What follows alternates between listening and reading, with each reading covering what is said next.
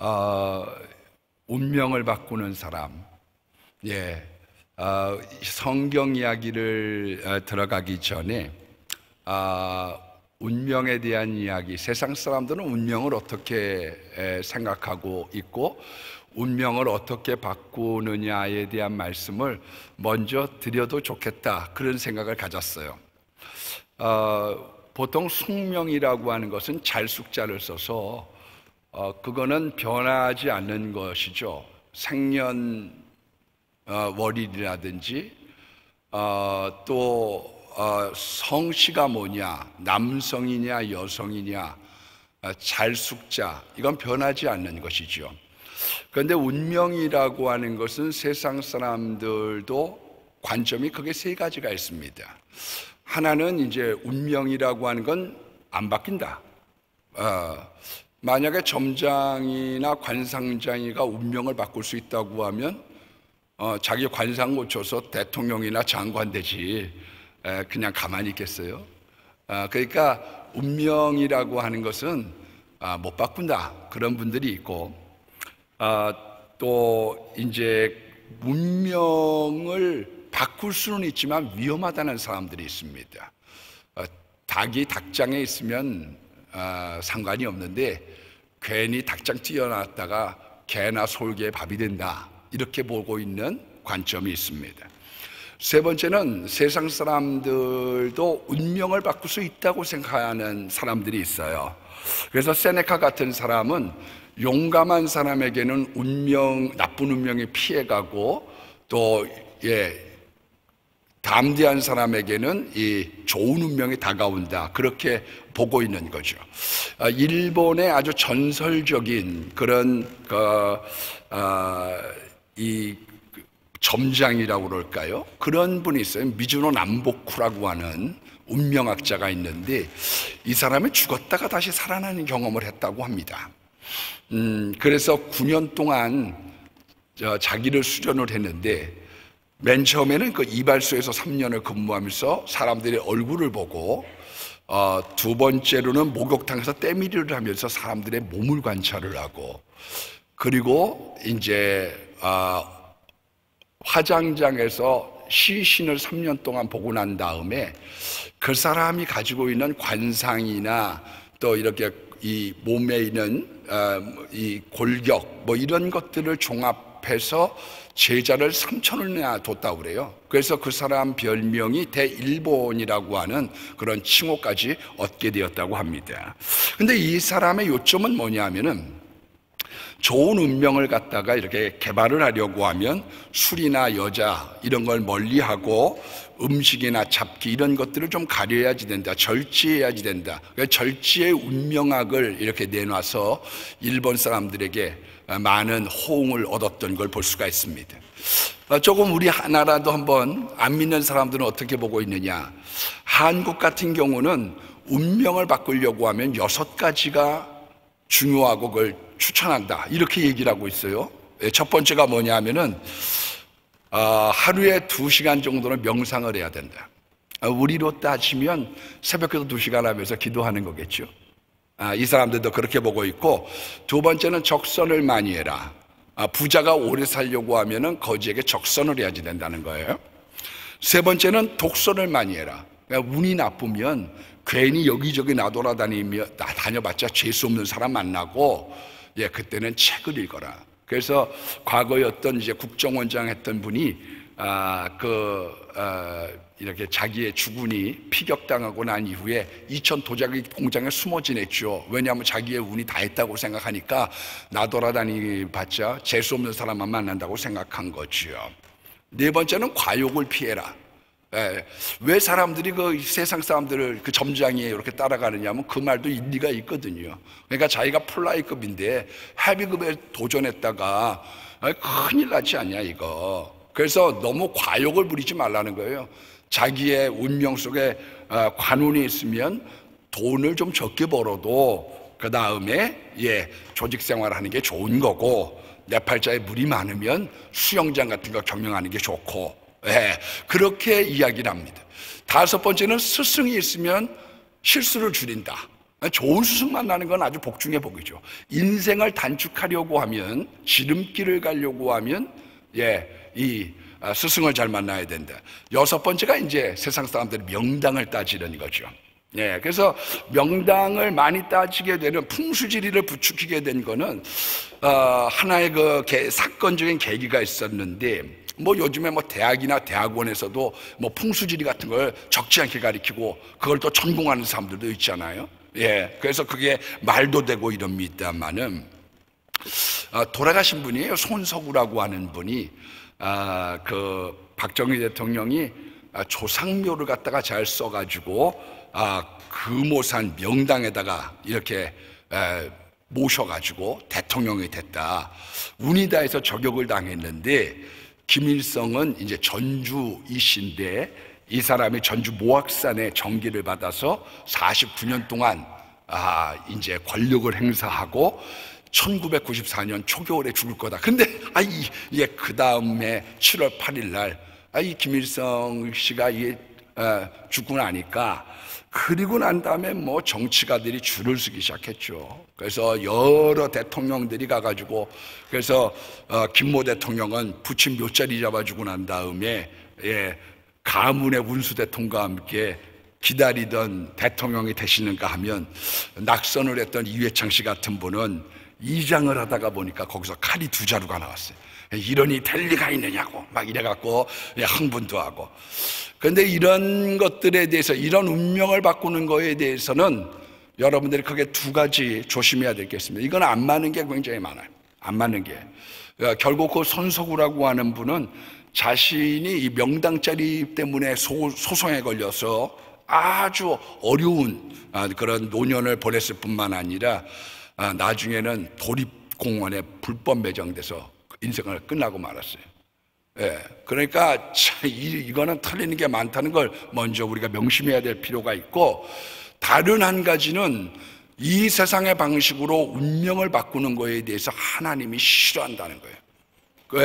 그래서 점집에 가서 물어보고 이런 것들을 하나님은 원하지 않으셔요. 그래서 열왕기하 1장에 보니까 아시아 왕이 이 난간에서 떨어져서 병이 걸리게 됐는데, 특사를 보내게 됐죠. 에글론신 바알세부백에 내 발병이 낫겠느냐 한번 물어봐라. 그런데 이 사신이 가다가 엘리야를 딱 만났는데, 이스라엘에 신이 없어서 왕이 바알세부백에 물으러 가느냐, 침상에서 다시 내려오지 못한다, 그것을 가서 전하라고 얘기를 하는 바람에 이 사람이 그냥, 이 아시아 왕이 그 자리에서 일어나지 못하고 끝나버리는 인생을 살게 된 거죠. 여러분, 역대상 10장 13절의 말씀에도 보면 사울에 대한 것을 이렇게 요약을 합니다. 사울이 죽은 것은 여호와께 범죄하였기 때문이라. 그가 여호와의 말씀을 지키지 아니하고 또 신접한 사람에게 가르치기를 청하고, 엔돌에 신접한 여인이죠. 여호와께 묻지 아니하였으므로 여호와께서 그를 죽이시고 그의 나라를 다윗에게 넘기셨다.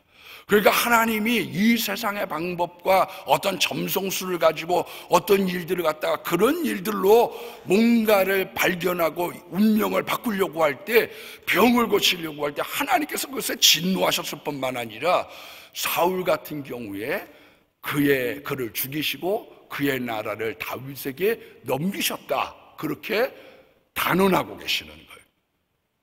그래서 우리들이 실질적으로, 그럼 우리 예수 믿는 사람들은 그럼 어떤 방식으로 운명을 바꿔야 되느냐, 이걸. 내가 살아왔던 인생, 내가 지금 가지고 왔던 내 삶의 스토리를 봤을 때, 야곱이라고 하는 사람은 패배자였거든요. 2등 인생, 0.5초 차이로 승패가 갈린 거죠. 그 승패가 어떤 면에서 보면 출신이 이렇게 보잘것없습니다. 힘의 시대에 힘을 소유하지 못해, 자기가 가지고 있는 어떤 여러 가지의 여건들이 이게 내 딸 같지 않은 거예요. 근데 이 사람, 야심찬던 사람, 이 치사했던 인간, 두려워했던 인간, 거짓말했던 인간, 이 쓸모없었던 인간이 어떻게 하나님의 은혜를 받아 자기의 운명을 개척해 가느냐. 여러분, 정말로 야곱이라고 하는 사람이 원했던 게 뭐냐? 우리가 오늘 이걸 살펴볼 필요가 있는 거죠. 여러분, 우리들이 이사야서 41장 14절 말씀에 보면 지렁이 같은 야곱이라, 얼마나 치사한 인간인지, 얼마나 악랄한 인간인지. 그런데 이 사기꾼이 하나님과 겨루어서 이겨서 이름을 이스라엘, 하나님과 겨루어 이겼다. 그리고 이스라엘의 시조가 되는 데에는 그만한 원인이 있지 않느냐. 우리가 오늘 그걸 한번 생각해 볼 필요가 있다는 거예요. 우리가 내가 살 때 나는 박복합니다, 나는 지금 왜 이렇게 어렵습니까? 여러분, 그런 환경을 뒤집어내는 그 기도라고 하는 비결 속에 우리들이 구체화적으로 어떻게 기도하여서 들어가고 어떻게 우리가 우리의 운명을 바꾸는 것이 좋을까? 여러분, 지금 이제 야곱이라고 하는 사람이 야복강에서 기도를 합니다. 이 기도라고 하는 것을 성경에 여러 가지 비유를 들었지만 그 중에 하나가 레슬링이죠. 레슬링. 씨름을 하는 거예요. 하나님을 붙잡고 씨름을 하는 겁니다. 안 놔줘요. 오늘 새벽에도 그런 말씀을 제가 들으면서 큰 은혜를 받았지만 끈질기가 붙잡는 거 참 중요한 거죠. 그런데 여러분, 야곱이 끈질기게 붙잡았을 때 이 사람이 대답을 한 게 굉장히 중요합니다. 주님은 어떤 사람들에게, 내가 후반전에 가서 다시 한번 반복적으로 말씀을 증거하려고 합니다만은, 하나님이요 우리에게 질문하시는 게 있다는 걸 아셔야 돼요. 권사님이세요? 권사님은 뭐를 원하고 계세요? 대부분 지금 뭐 해줄까? 그렇게 물어보면 대답을 못하는 분들이 계셔. 뭐를 해야 돼? 뭐가 소원이세요? 믿음. 예? 여러분, 우리가 솔로몬이라고 하는 사람은요, 꿈에 주님 앞에 이야기를 합니다. 꿈에도 소원인 거죠. 꿈에도 뭘 원하느냐? 저에게 재판할 수 있는 지혜를 주십시오. 듣는 마음을 주십시오. 엘리사라고 하는 사람이 엘리야를 붙잡습니다. 끝까지 따라가죠. 그때 엘리야가 구박을 많이 해요. 선지자 생도들이 그만 오라니까, 거기 가지 마요, 지금 승천하실 판인데 왜 자꾸 귀찮게 굴어요? 나도 안다고. 그래서 막 붙잡고 따라가는데 엘리야가 그렇게 얘기합니다. 도대체 뭘 구하는 게 뭔데? 그랬더니 당신의 갑절의 영감을 원합니다. 네가 어려운 것을 구하는도다. 내가 승천하는 것을 보면 그대로 이루어진다. 그러니까 눈을 부릅뜨고 이 승천할 때를 놓치지 않으려고 애를 쓰는 거죠. 왜 그러느냐? 지금 그래야 소원이 이루어진다는 거예요. 어떤 분들이 밤낮 없이 눈을 부릅뜨고 기다리는 것들이 있잖아요. 엘리사가 그랬어요. 디메오라고 하는 소경은 뭘 원하느냐? 보기를 원합니다. 여러분들은 뭐를 원하세요? 야곱이라고 하는 사람이 씨름을 했어요. 씨름을 하고 난 다음에 주님이 물어봤어요. 너 도대체 원하는 게 뭔데? 네, 축복을 원합니다. 여러분, 이미 야곱이라고 하는 사람은 14,000마리의 양떼가 있어요. 자식들도 남자들만 기록해서 그렇지, 여자의 이름은 디나 한 명만 기록해서 그렇지 아들만 낳겠어요? 딸도 낳겠지. 그러니까 많은 자녀들이 있어요. 지금 종들도 있어요. 자기 힘이 거부해요. 그런데 축복을 달라고 그래요. 여러분, 돈을 번 사람이 있고요, 복을 받은 사람이 있어요. 많은 사람들이 돈 번 것을 복을 받은 걸로 착각을 해요. 그렇지 않아요. 돈을 번 것과 복을 받은 거는 달라요. 오늘 여기 보면 하나님께서 어떤 사람들을 기도로 바꾸어가고 변화를 시키게 될 때요, 그 사람에 있는 부족한 것들을 바꾸어 가고 계셔요. 야곱이라고 하는 사람 참 부족해요. 어떻게 보면 어려서 형한테 눌려서 살죠. 자기가 가지고 있는 재산도 없죠. 장자권도 없죠. 족보권도 없죠. 그런데 이분이 기도를 하면서 뒤집기 시작하는 거예요. 예, 저도 재간증을 좀 할까요? 제가 이렇게 보면 다 우리 뭐 오늘 오전에도 보면 막 권목사이나 이런 분들 보면 어려서 다 똑똑같은 것 같아요. 그래서 야, 저분들은 똑똑한 분들이구나. 근데 저는요, 실은 상당히 띨띨했습니다. 왜 그러냐 하면 저는 어려서 17 식구가 집에 같이 살았어요. 별로 크지 않은 집에. 그래갖고 17 식구가 살았는데 쌀을 1년에 80kg짜리를 28가마를 먹었습니다. 그러니 어땠겠어요? 예. 근데 거기다가 우리 작은아버지, 그땐 삼촌이죠. 친구들 6명이 와가지고 매일 일주일에 4, 5일은 그냥 그 어려운 시절이니까 와서 그냥 막, 칼국수 같은 거 막 이렇게 만들어 먹고, 저 요만할 때죠. 거기에 그 17 식구 중에 제가 막내예요. 예. 그리고서 우리 집은 딸 낳고 연년생으로 딸 쌍둥이를 낳고 2년 걸로 막내를 낳고 그 다음에 저를 낳으니까 우리 집은 6년에 5을 낳았다는 거 아니에요. 더더군다나 이 기다리던 아들을 낳으니 이 얼마나 제가 사랑을 독차지 받았겠어요. 그런데 이게 사랑을 많이 받는 게 좋은 것만인 게 아니라요, 인간의 사랑은 다 부작용이 있는 거예요. 하나님의 사랑은 부작용이 없는데 인간의 사랑은 부작용이 있는 것 중에 하나가 뭐냐면 대표적으로 눈치를 잘 못 봐. 이게 벌써 어려우면 벌써 눈치를 보고 어느 줄에 서야지 될지, 이게 머리가 재빨리 돌아가야 되는데 좀 뻥해. 예?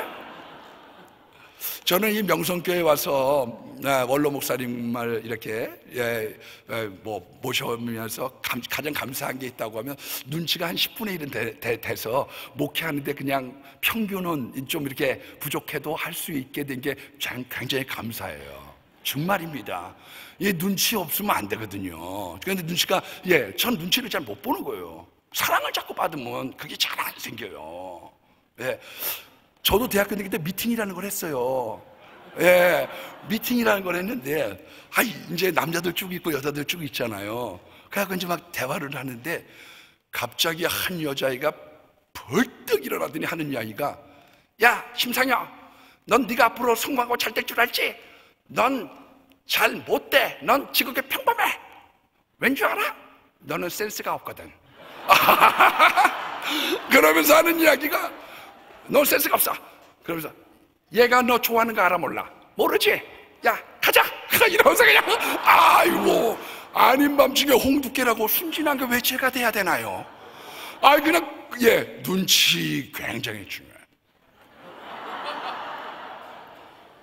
혹시 자녀분들이 눈치가 없으면, 세상을 성공하려면 센스가 있어야 되거든요.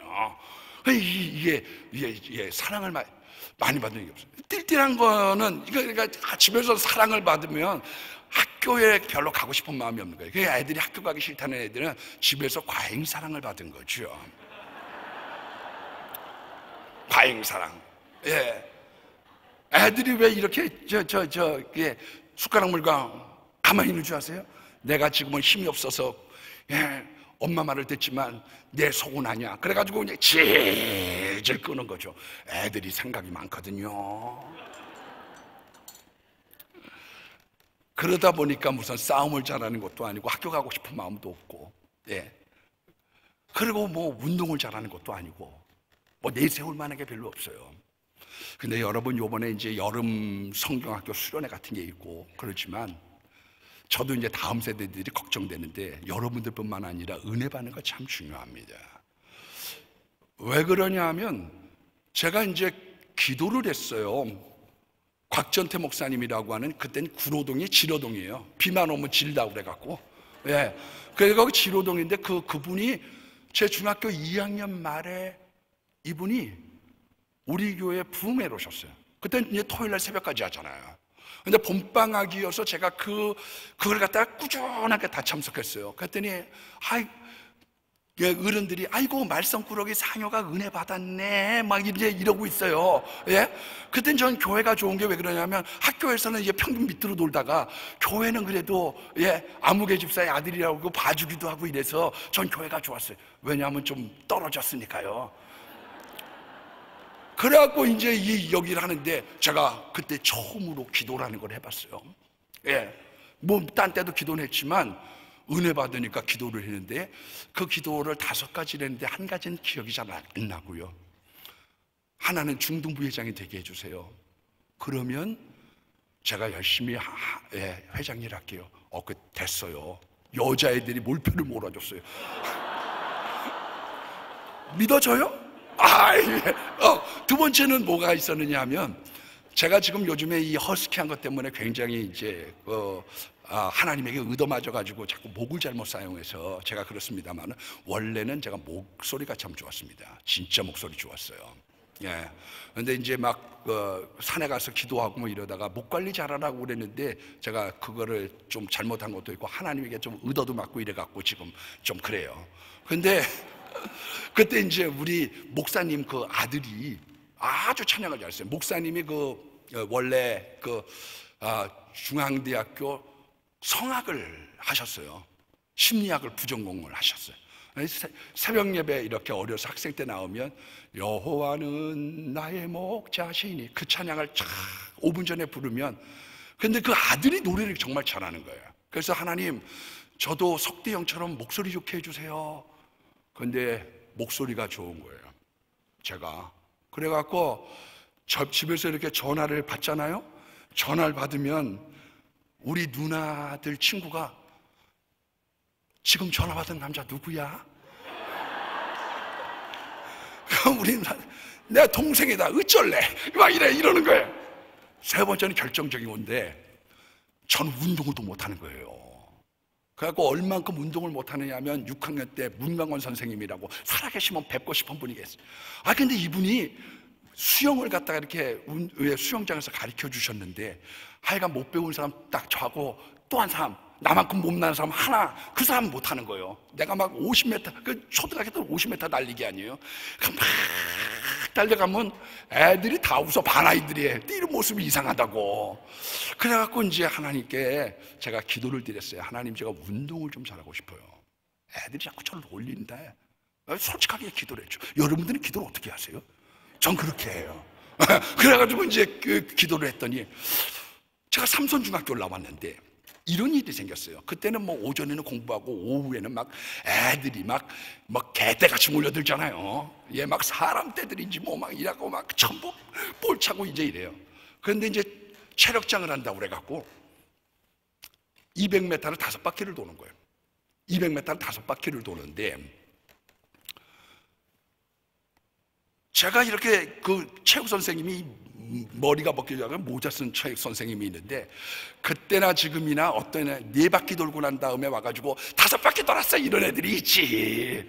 그러니까 선생님이 머리를 써가지고 맨 앞에 뛰는 애들만 보고 있는 거예요. 왜냐하면 그 1등만 보고 있으면 나머지에 있는 사람들은 다 찍기만 하면 되니까 3분 6초, 3분 9초, 3분 8초 이것만 하면 되잖아요.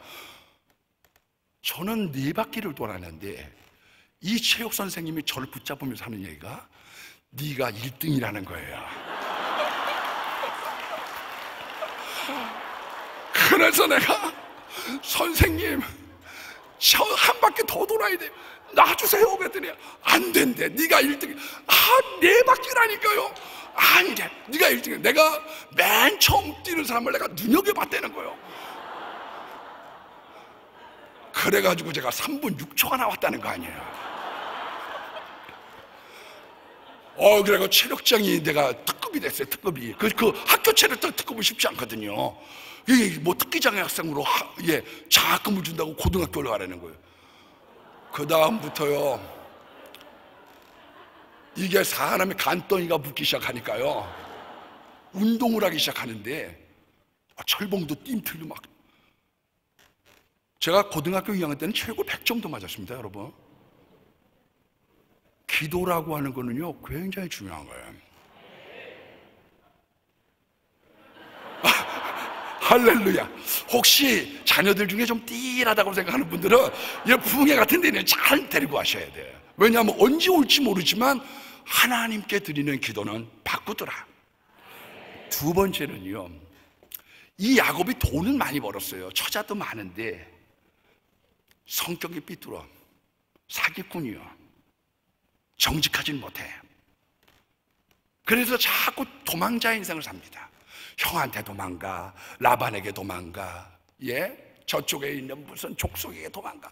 이 사람은 도망자 인생을 살아. 왜냐하면 성격이 이 사람의 가지고 있는 인품이 올바르지 않는 거예요. 여러분, 우리들이 인품을 바꾼다는 것 참 중요합니다. 그래서 아브라함은 성부 하나님, 이삭은 성자 하나님, 이 야곱은 성령 하나님, 성화가 되어지는 거예요. 사람의 성품이 바뀐다는 거예요. 우리가 사람들이요, 자기한테 잘해주는 사람을 좋아할 것 같지만은요, 결정적일 때에는 사람들은 누가 의로운가를 생각합니다. 특별히 목사님들한테는 그게 중요해요. 굉장히 중요해요. 예. 아니, 목사님의 부임을 하면, 아니, 장로님들끼리, 권사님들끼리 밥을 먹어도 20년, 40년을 먹은 사람을 따라갈 수 있겠어요? 결혼 주례 한 번 해줬다고? 그건 택도 없는 얘기예요. 근데 제가 이렇게 초등학교 6학년 때 목사님이 새로 오셨어요. 근데 우리 어머니가 그 전임 목사님한테 사랑을 너무 많이 받으니까 그 다음에 오는 목사님이 뱀을 먹고 나니까 약을 못 받대. 예, 사랑을 받고 나니까 계속 우리 어머니가 좀 불평마이가 들어갔어. 너무 설교가 길지 않니? 뭐 저부 자꾸 막 그래 계속. 예, 그래갖고 저는 그 목사님이 좋은데, 예, 자꾸 어머니가 자꾸 그런 마음 자꾸 드는 거예요. 섭섭한 마음도 들고. 근데 어느 날 이제 구역 신방을 갔는데요. 목사님이 우리 어머니 구역장 기도를 4분하고 그 어려운 가정 기도는 잠깐 하고 말았어. 신방받는 기도는. 그랬더니 우리 어머니가 와가지고 막 시험 드셨어. 새로운 젊은 목사님 편애해, 없는 사람 무시해, 왜 내 기도를 4분이나 하냐고. 그걸 왜 또 들여다봐. 여러분, 우리가 자기한테 잘해주면 좋을 줄 알지만 사람은 결정적일 때 어린 마음에 올바른 걸 하는 사람은 좋아하는구나. 제가 교육전도사 갔을 때도 마찬가지예요. 교회가 어려웠어요. 목사님하고 장로님 사이가 안 좋아요. 그래갖고 막 목사님이 재직이 90명인데 나 이제 떠날랍니다. 막 강성에 이러셨어요. 그랬더니 떠나기를 원하는 교인들 손 한번 들어보시오. 그냥 아무도 안 들어요. 안 떠나기 원하는 사람 90명이 다 들었어요. 안 떠나기를 원합니다. 그랬더니 이 장로님 막 경황이 없는 거예요. 재직해라다가 끝나더니 저를 사무실을 붙잡더니 그분이 막 덜덜덜덜 막 그때 저 33살인데 경황이 없으니까 막, 전도사님 우리 교회를 부탁합니다. 전도사님 우리 교회를 부탁합니다. 그래서 제가 그랬죠. 장로님 그래도 목사님을 붙잡으셔야죠. 그렇게 하시면 안 되죠. 그분이요, 저 나올 때까지 밀어주시는 거예요. 자기 편 안 들었잖아요.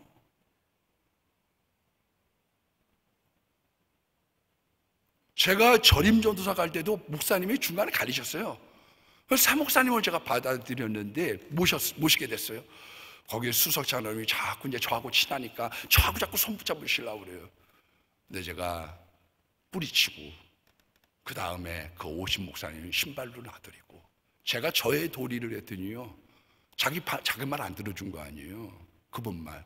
근데 그분이요, 저 나올 때까지 계속 도와주시는 거예요.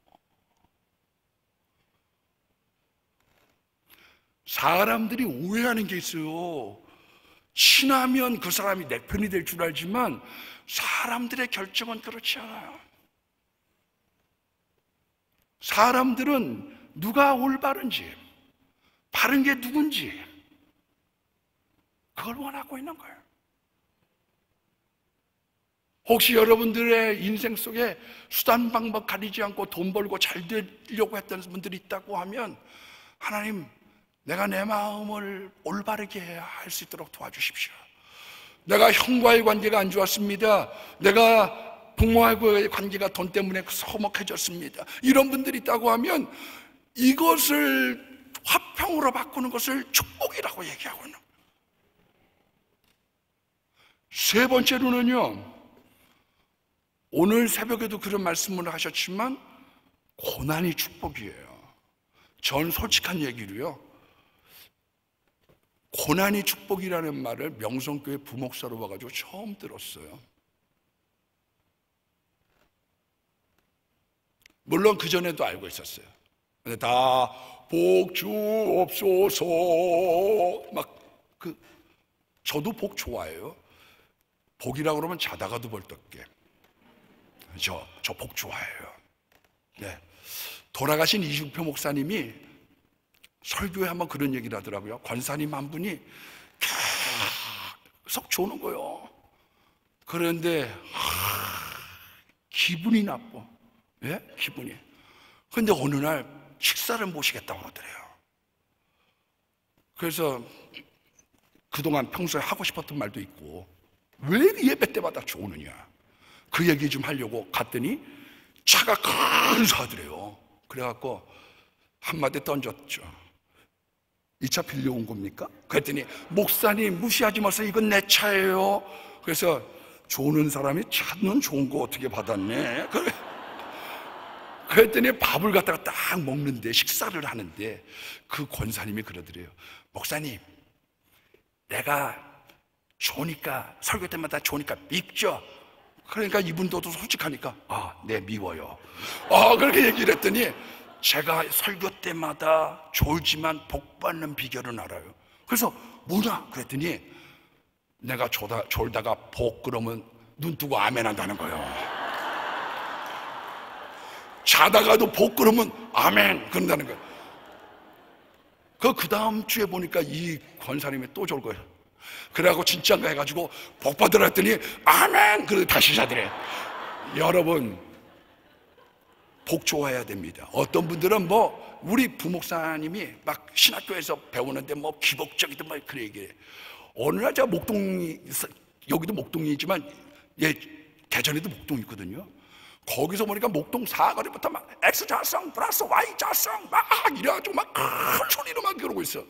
그래서 내가 그 다음날 자꾸 청년들이 있는 데서 축복을 구하는 게 아니다 막 이런 얘기를 하고 막 그래. 내가 듣긴 했지만 내가 그래 가만히 있었다가 한마디 해야 되겠길래, 이 목사님, 태훈이 왜 목청 터져라 하고 X자성 플러스 Y자성 어쩌고, 왜? 저쪽 목동 사거리까지 다 들리도록 해.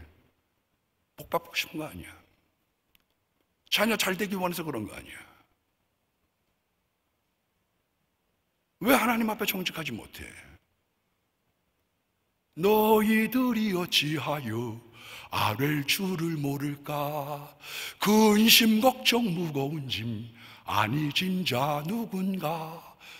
피난처는 우리 예수 적게 기도드리세. 주께 고함 없는 고로 복을 받지 못하니. 하나님에게 구하지 않으니까 복을 못 받는 거예요. 우리는 찬송은 만복의 근원 하나님, 만복의 근원이라고 얘기해놓고 복은 자꾸 기복적이라고 가리키고 앉아있으니 안 되는 거죠. 정직하지가 않은 거예요.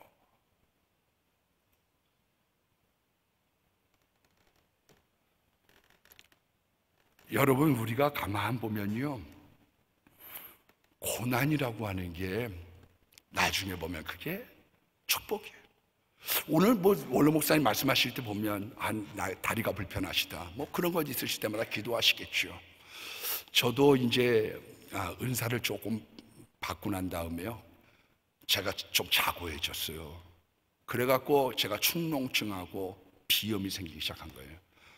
그래서 자꾸 이제 목을 사용을 하다 보니까 옛날에 그 공명했던 소리를 못 내다 보니까 소리가 굵어지고 자꾸 걸걸해지고 그런 거죠. 어떨 때는요, 제가 얼마나 이 머리가 아팠는지요. 방바닥을 뒹굴면서 너무 아파. 그러면 우리 어머니하고 우리 집사람하고 저를 들여다보면서 여보, 상효야, 그래도 그 연단이 제일 쉬운 거야.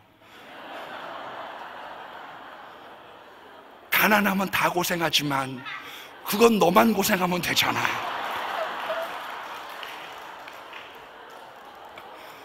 야속하대. 야속해. 저는 그래서 아침마다 사실상 죄송합니다만 한 2시간 정도 늘 기도합니다. 그러지 않으면 머리가 맑질 않아. 자가를 일구 다니는데 어떻게 하면 좋아. 전 이게 3년이면 끝날 줄 알았어요. 이게 10년이 넘어가고. 전 여기 와서 대신반 끝나고 나면요, 하나님이 여러 가지 영육간에 좋은 걸 주셨던 것 중에 하나가 머리를 맑게 해주시는 거예요. 예, 어떤 꿈에 꾸면 막 바위 덩어리가 떨어져 나가고. 참, 여러분, 그것 때문에 기도로 하나님 나를 인도하셨고, 그것 때문에 내가 자고하지 않도록 인도해 주신 거죠. 야곱이라고 하는 사람의 고난, 그 두려움이 변해서 내 기도되었고, 전날의 한숨 변해서 내 노래가 된 것이지. 네 번째로는 이 축복이라고 하는 게 뭐냐? 자녀가 다 잘 됐어요. 아브라함은 이삭 1명, 이삭은 하나 잘 되고 하나 못 됐죠. 2가지 중에 한 가지만 열매를 맺었어요. 그런데 야곱이라고 하는 사람은 12명에 있는 자녀들을 보면 별 볼 일이 없어. 루벤아, 너는 물에 끓음 같다 쓴지요. 아니, 뭘 그렇게 건들 사람이 없어서 소모를 건드려. 예, 시몬과 레위야, 너는 잔해하는 기계로다. 유다라고 하는 사람은 교회를 떠났어요. 잘 들여다보면요. 그래서 아둘람에서 세상 친구 히라를 만난 거예요. 거기에서 2 아들 1추, 마누라 1추, 세상 가가지고 만 가지 어려운 일들을 당한 거예요. 그래서 하나님 곁에 있는 여자가 창녀인 줄 알고 들어갔더니 알고 보니까 자부야. 야, 이런 내 어쩌다가 이렇게 되냐.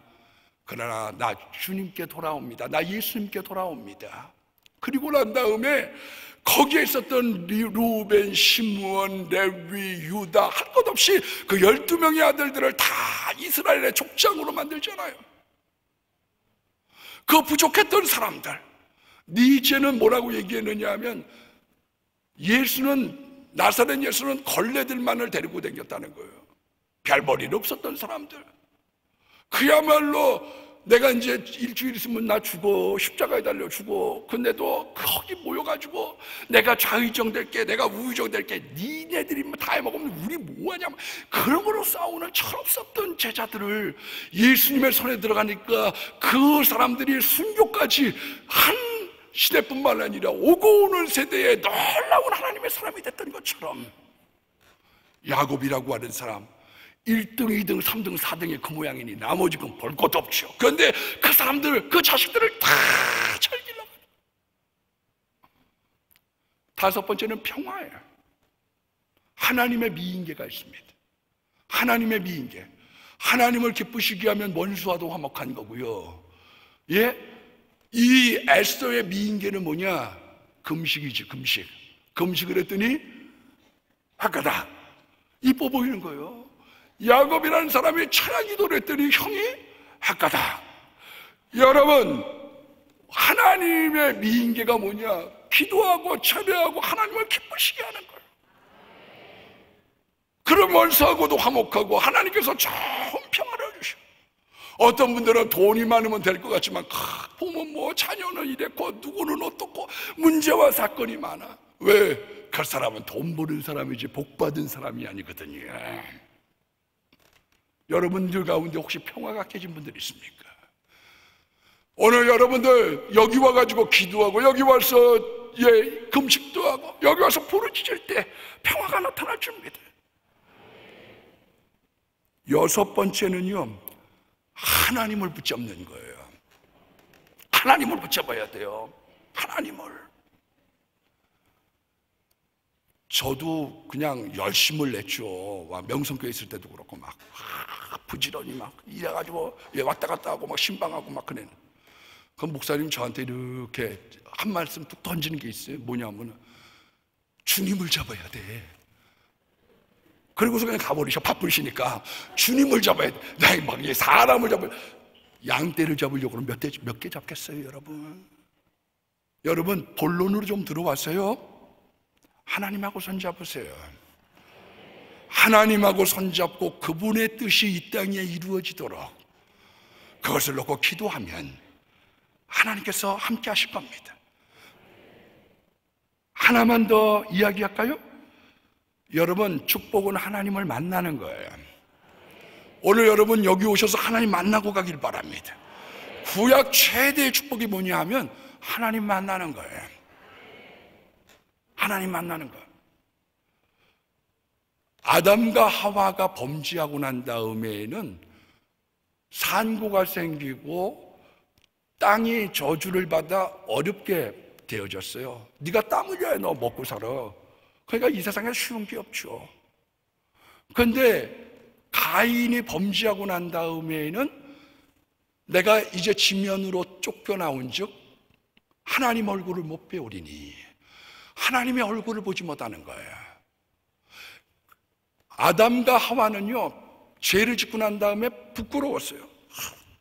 그러고 나무 밑에 숨어갖고 예수님이 동산을 거니시다가 산책을 하셨어요. 하나님이 산책을 하시다가 물어봤어요. 아담아 어디 있니? 그랬더니 죄를 짓고 나니까 여기 있네요. 너 왜 그러고 있니? 너 혹시 선악과 먹었니? 그런데요 가인은 뻔뻔해지기 시작했어요. 너 아우 어디 갔니? 내가 내 동생 지키는 자예요? 아 참 짜증나네. 네 아우의 핏소리가 들리지 않냐? 그리고 난 다음에 넌 내 얼굴을 보지 못해. 그래서 우리가 하나님의 얼굴을 보지 못하는 거예요. 우리가 이 하나님의 얼굴을 보려고 나오는 게 맨 처음 사건이 뭐냐? 예수 그리스도의 보혈로 말미암아 그 첫 번째 사건을 구원이라고 얘기하는 거예요. 나 구원 받았어요. 두 번째부터를 우리가 성화다, 축복이다. 그래서 우리가 예배드리 나올 때 내 공로가 아니에요. 예수님께서 피 흘려주셔서 그분이 화목제물 되심으로 하나님과 나와의 관계가 화평해진 거예요. 그분을 만날 수 있는 은혜의 길이 열린 거예요. 압살롬이 형 암논을 죽이고 자기 외가로 도망갑니다. 그스라엘 당매에게 돌아갔다가 3년 만에 돌아옵니다. 그런데 다윗이 얼굴 안 보죠. 안 봐.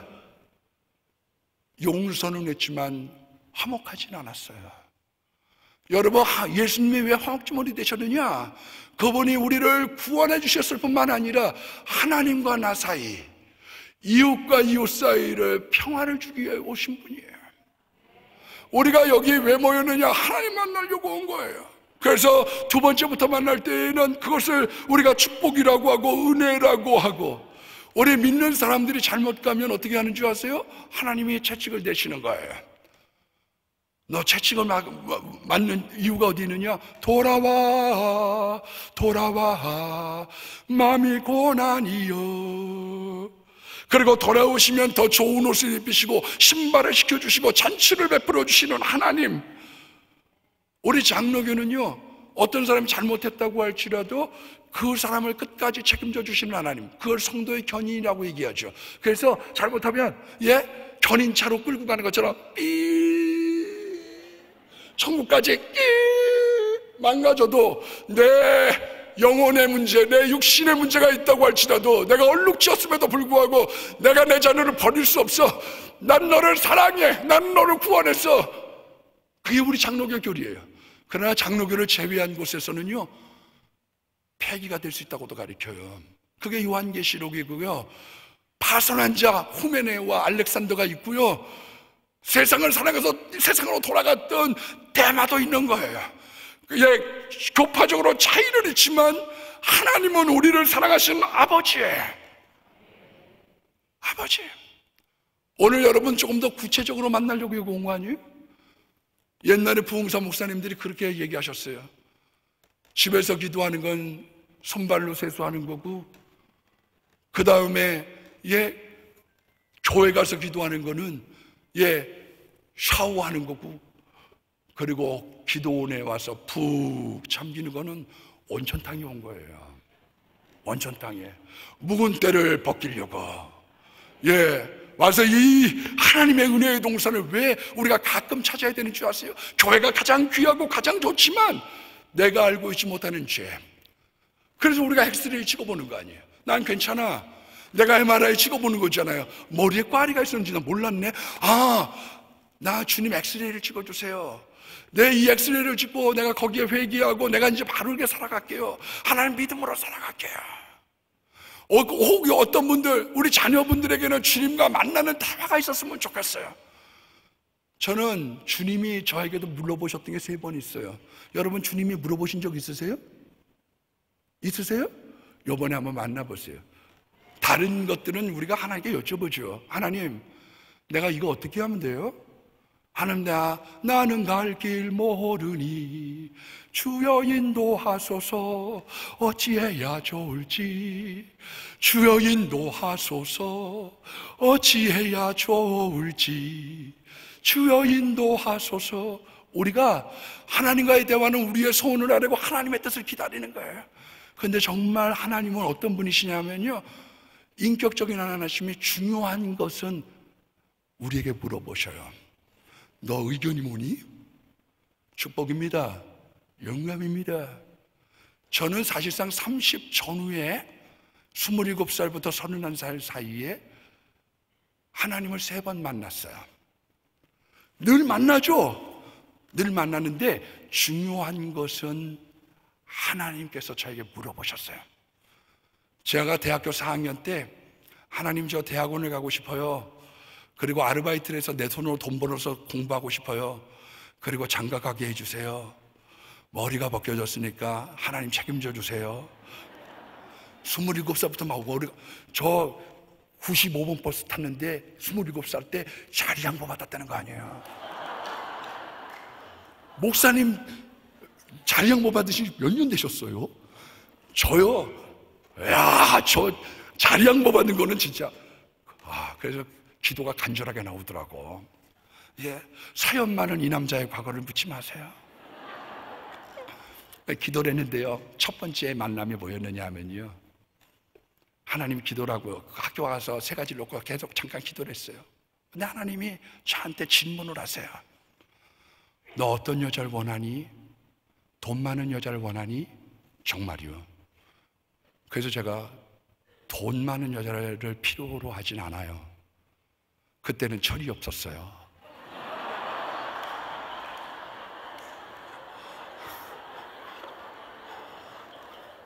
그래서 저보러 어떤 여자를 원하냐고 그러시길래 하나님, 제가 인물이 없다고 우리 친구들이 자꾸 놀리는데 여자는 예뻤으면 좋겠어요.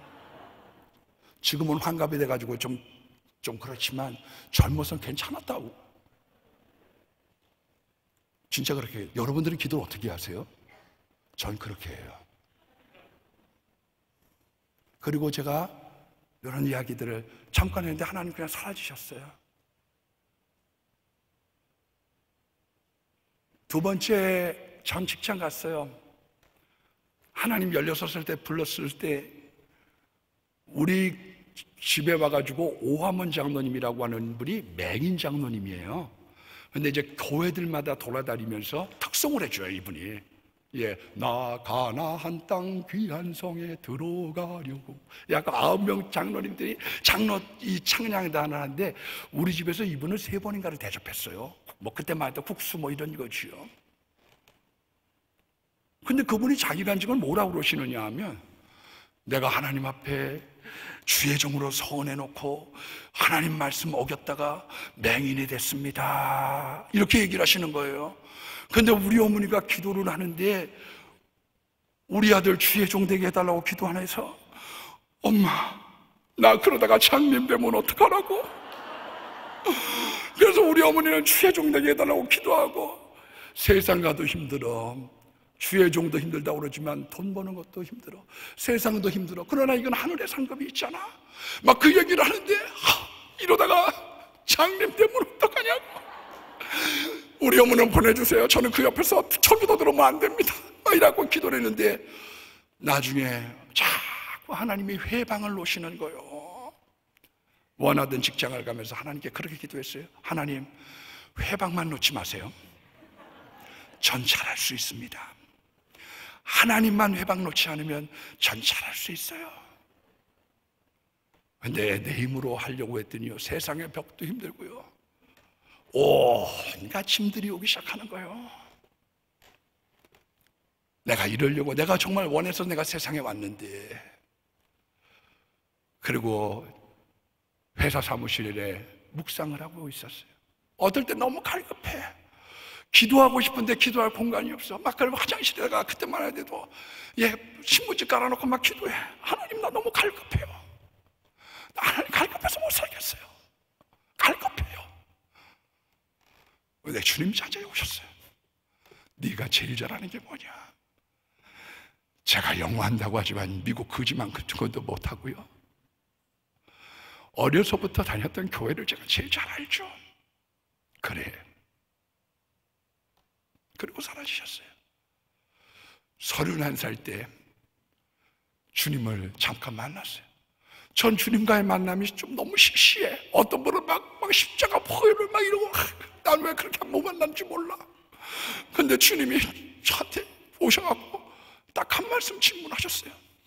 금요일 날, 월요일 날 밤에, 아이고, 그럴 줄 알았으면 내가 20살에 갈걸. 내가 왜 이제 와가지고 이 또 하이얼라키가 센 데가요, 우리나라에서는 딱 3군데 남았습니다. 군대, 검찰, 교회. 야, 신학교 길수 있고 막 이래갖고, 하나님, 이럴 줄 알았으면 내가 왜 지금 가야 돼.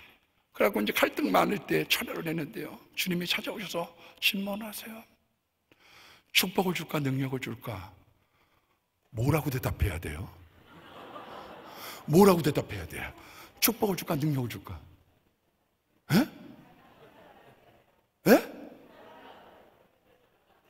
안 들려. 전 이렇게 대답했어요. 2개 다 주세요. 그랬더니요, 하나님이 그건 곤란한데? 그러면서 그냥 하시는 거예요. 아니, 대답하고 가셔야지. 인격적인 하나님께서요, 아마 제가 그때 축복을 원했다고 한다고 하면 하나님 저에게 장로님의 길을 열어주셨을 거예요. 근데 목사의 길은 가면서 능력을 받으려고 하면 고생 안 하고 되나요?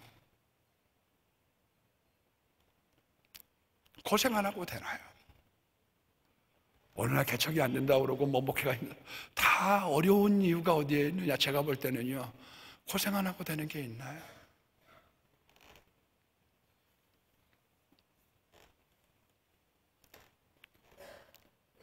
우리가 어떤 때 하나님은 우리에게 질문하세요.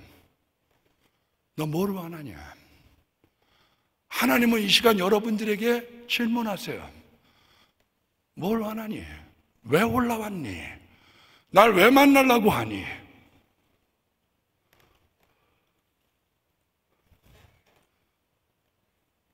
마지막으로 우리 어머니가 부흥회 갔어요. 부흥회 갔더니 그 강사 목사님이요, 지금 여러분들에게 가지고 있는 소원 한 가지만 얘기하세요. 그런데 우리 어머니 마음 가운데 딱 스쳐 지나가는 게, 남편보단 그래도 자식이지. 우리 아버지는 예수 믿는 길이 험난했습니다. 대산을 넘어 험곡에 가도, 요번 우리 부흥회 했는데요, 그분이 가사를 갖다가 바꿔서 부르는데 굉장히 은혜가 되더라고요.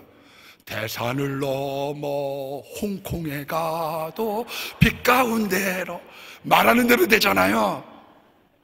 우리 자녀들은 참 사실 순탄한 길을 하나님 보내셨어요. 아버지에게는 참 험했어요. 그래서 저는 어디 가도 딱 한 가지만 얘기하세요 그러지 않아요. 왜냐하면 그 다음에 소원이 또 있는걸요.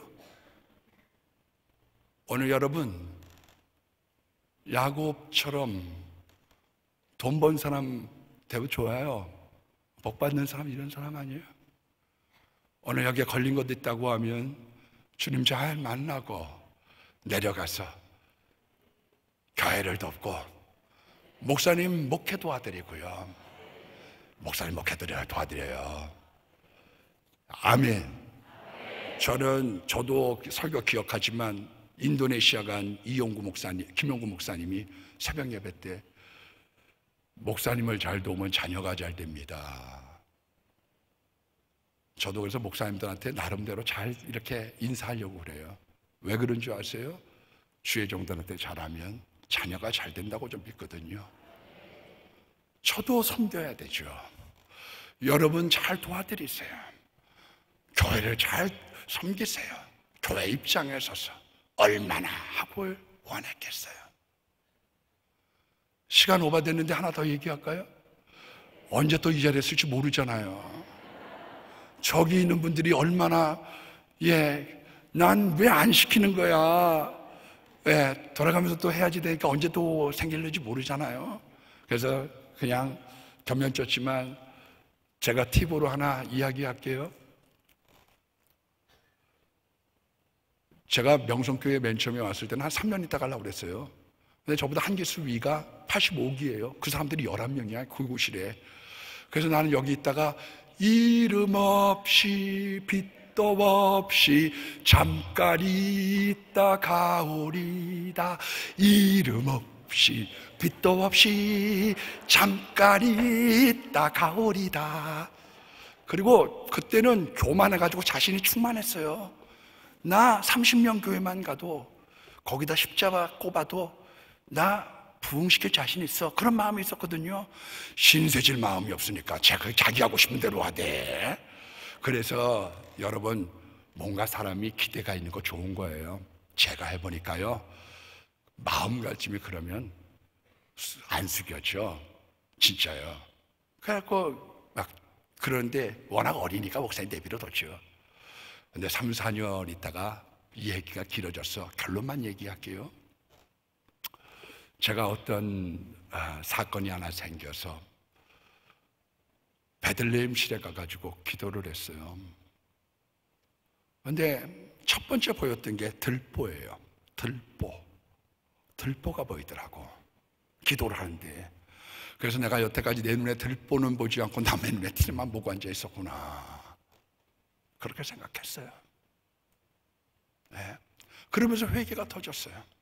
그리고요, 희한하게 그날부터 한 17일 정도 내가 밤에 묵상하면 목사님이 서실 땐 꼭 그 내용을 설교를 하시는 거예요. 희한하죠? 제가 마음이 그렇게 열려져 있으니까 목사님이 하시는 설교가 다 아멘이 돼서 그럴 수도 있었겠죠.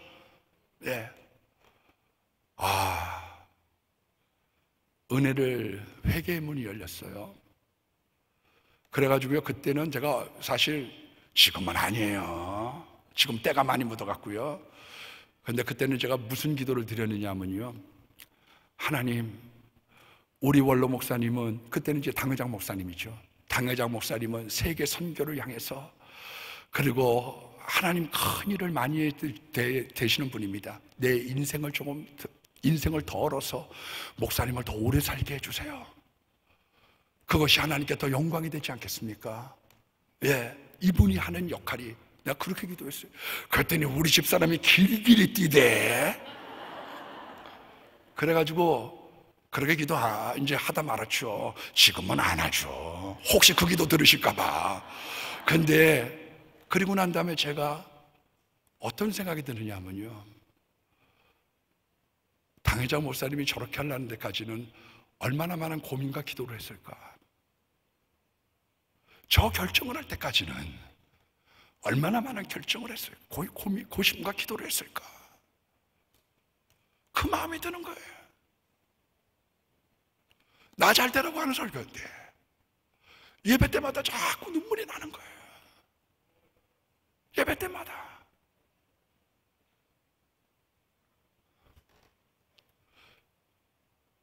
나가보니까 만만치 않아요. 만만치 않아 목회가요. 그런데 한 가지, 주님만 바라봅니다. 나 없어요. 나 맨손으로 주님 붙잡는 거지. 하나님 붙잡는 거지. 오늘 여러분 어떤 결정을 할 때 얼마나 고민했겠어요. 나와가지고요, 우리 목사님 제가 와서 보니까 올림픽 아파트 거기 공원 가가지고 구역 모여갖고 뭐 나들이 하면서 밥 먹는 것도 막 허가 맡아야 돼. 뭐 이런 교회가 다 있냐. 속으로 난 나가면 그렇게 안 해. 난 사람들 이렇게 자유롭게 이렇게 할 거야. 내가 하고자 했던 건 나중에 다 후회했어요. 다 후회했어. 사실은 막상 목회 현장에 부닥겨 보니까 왜 이럴 수밖에 없었는가를 자꾸 깨달아지는 거예요. 오늘 여러분 교회를 사랑하고 목회를 잘 도우세요. 그 가운데 교회가 잘 되고 지역이 잘 되고 가정이 잘 되고 나라가 잘 되고 선교의 역할을 감당하게 될 줄 믿습니다. 기도하죠. 자비로우신 아버지, 우리 좋은 동역자들, 친구들이 많이 있는데 그 중에 부족하고 어리석은 사람을 여기 세우셨습니다. 야곱처럼 우리 모두가 부족하고 허물 있는 인생들입니다. 돈 벌기 위해서 수단 방법 안 가리고 때로는 원수지고 거짓말하고 잘못 살아온 사람들입니다. 넘어지고 또 넘어졌던 사람들입니다. 그러나 주님께서 끝까지 일으키셔서 이스라엘을 삼아주시고 자녀들을 족장 만들어 주셨던 것처럼 하나님, 우리에게도 주님 찾아와 주셔서 우리의 운명을 바꾸고 세상을 바꾸는 자들 되도록 도와주소서. 예수님 이름으로 기도드립니다. 아멘.